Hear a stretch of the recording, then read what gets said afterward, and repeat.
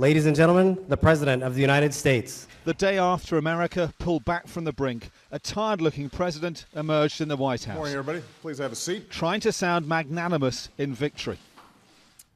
But let's be clear, there are no winners here. These last few weeks have inflicted completely unnecessary damage on our economy.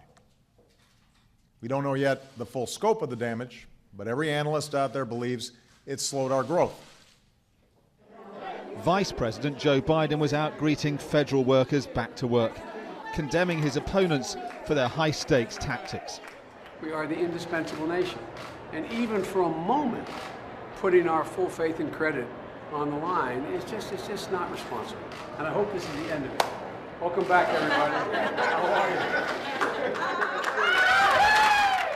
Returning federal workers had little sympathy for either side after 2 weeks of political madness. They were voted in for a purpose. They don't care about anybody but themselves. And still yesterday it was the question of whether the House was going to pass the bill, and that even being a question with people not being able to put food on the table. I don't understand. Like, they came to Washington for a reason. They were voted by their constituents, and they just have no respect for their constituents, and I think it's disgusting.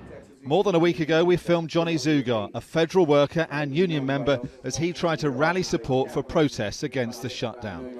An automated phone call at 4:30 a.m. told him and colleagues to report back to work this morning at the U.S. Census Bureau in Maryland after 2 long, difficult weeks.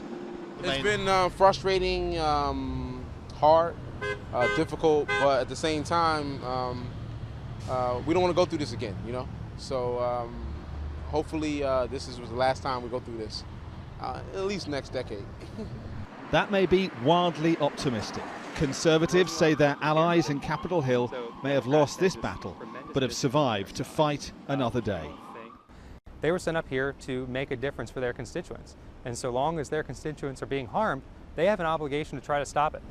So they're going to fight again in the future? Absolutely. One defeat, but the war is far from over, and the truce that's returned these people to work may not last more than a few months.